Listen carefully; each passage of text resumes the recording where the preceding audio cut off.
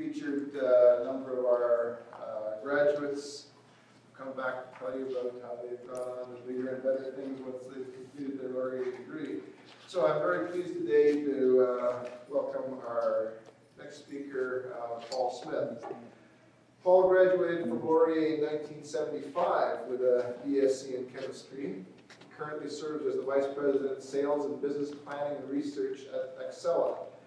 I'd also like to extend my congratulations to Paul, as just this past Tuesday, Axela won the Emerging Science Company of the Year Award from the Biotechnology Initiative out of Ontario. Paul has spent more than 28 years in the life science instrumentation field, primarily focused on protein measurement and purification. 8 years were spent with Beckman Coulter Incorporated in Canada and California, where he held a variety of bio-research positions, including market planning manager of chromatography products. Further 10 years were spent as technical director of a protein manufacturing firm and with a membrane company as marketing manager. More recently, he was director of European operations of After Biosensors, a mass spectrometry-based biomarker discovery company, followed by a position as vice president of sales and marketing prior to its sale to Bio-Rad Laboratories.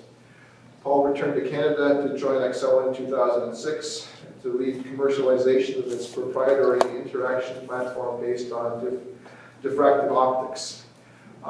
So after Paul has finished speaking, I'd also like to remind you that there will be a small refreshment area where we can continue our conversations after his presentations. So I'd invite you all to come out for that as well.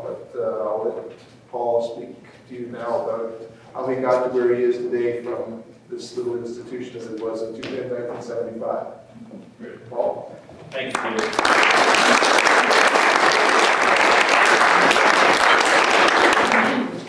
Well, thanks everyone for coming. I've got a kind of a mixture to talk about today because I wasn't quite sure what the audience was going to be, but I thought it would be interesting to share a little bit of what WLU, when I started Waterloo Lutheran University, was like back then, and basically how that impacted both my life then, and frankly, as I was preparing this, came to realize how much that impacted, or has impacted and continued to impact my life since then. Then what I'd like to do is actually talk a little bit about, I was asked to talk a little bit about my career path and how my chemistry degree here and the environment at Laurier impacted that. And then I thought I'd share with you sort of what we're doing now, and a little bit of science, a little bit of technology, about what we think is some pretty exciting advances in the area of personalized medicine that are going on here in Ontario. And then some questions afterwards. So thanks again for coming. I thought I'd dug through the files, found some old things here, and I found the old student directory from 1972, and thought it was kind of representative of clearly how life has changed in a couple of ways. First of all, that is a lit cigarette you see on the phone on the cover of the. So we couldn't smoke in classes like this, but. I came to Laurier under circumstances which actually seem to have evolved back to the same point again. So at that point, Lutheran, 1972, had a program called the Grade 12 Special Program. I see some nodding, some people remember it, but at that point, of course, everybody went to grade 13. But Lutheran and Brock were the only two places in Canada that had this great program where you could come and take 2 introductory courses in the summer. And if you did well enough on those, you could go right into university and skip grade 13. Well, as at that time a 16-year-old who grew up in a small town in a Baptist family, anything to get out of home was a really good idea.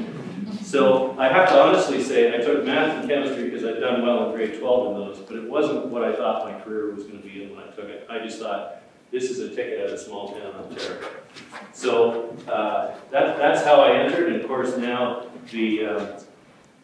everyone comes in out of grade 12, but at that point, here was a 16-year-old at Waterloo Lutheran University, basically growing up in this environment. And I think it was pretty good timing because Waterloo Lutheran was growing up at exactly that same time. So Waterloo Lutheran, to give you an idea, was going through the transition to be a public university at that point. So when I first started, it was still Lutheran.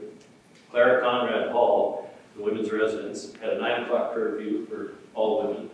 11 o'clock, if they weren't back, they got a phone call to the parents. What that basically triggered was pretty much every guy on campus knew how to work an extension ladder. And in men's residence, in my first year after summer school, I was in East Hall, which is now Willison. We had what they called 1 foot rule. And that meant your door had to be open 1 foot if there was a woman in the room, at least ajar 1 foot, and you had to always have 1 foot on the floor. And that was actually a written rule, which is why we had such athletic teams here. Because it's creative. So the university was going through a lot of changes, but you know, for me again as a young kid, and again I was only 16 at that point, it was wonderful because it was a tremendous support network here at the university. And I don't know if that's because it had been evolving from the Lutheran environment, from the religious environment into the public university. But without realizing it, because I come from a rather sheltered background, there's a tremendous amount of diversity here at the university already. So a lot of foreign students. At that point, there was most of the public and high school teachers in Ontario were mandated to go back and get their degrees. So there's a lot in the summer in particular, and night courses. There was a lot of high school students. So I found myself sitting in classes beside people who taught me 2 years earlier, and eventually found people in labs I was teaching here who had taught me chemistry in high school because they were coming back to get their degree. So what that meant was a very open and progressive environment. A lot of foreign students, seminary, different language schools on campus, French house, and I thought this was normal until I moved to Western to do graduate school and discovered that everybody didn't necessarily get along. And when I moved to the United States, found it was quite different. So it was a very supportive environment, and I think that had a tremendous impact, on my life going forward. The education, again, real advantage of having a small school, and I think that's maintained now.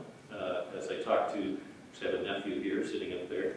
As I talk to Rory, I think some of those advantages maintained.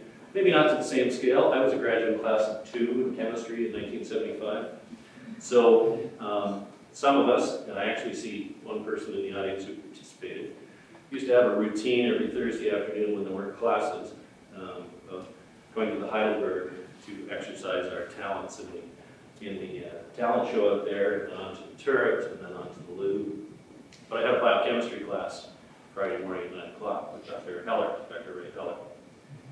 And if I didn't show up, and I was in residence, he'd phone and say, "Paul, I'm waiting until you get here," because there were only 6 people in the class. So after about 4 times of that, no matter how much education you got the night before, you were there. And I think, again, maybe I was unique because I was so young, but that guidance really paid off.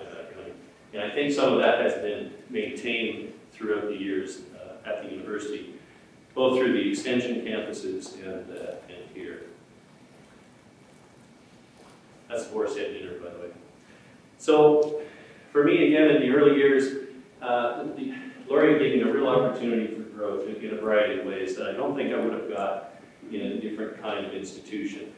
From a personal perspective, I was able to get Dawn in Little House, which was South Hall at that point. These are the suspects from my floor, and that was a tremendous learning experience in terms of particularly dealing with the sort of challenging characters that you always have, one of whom was Rory's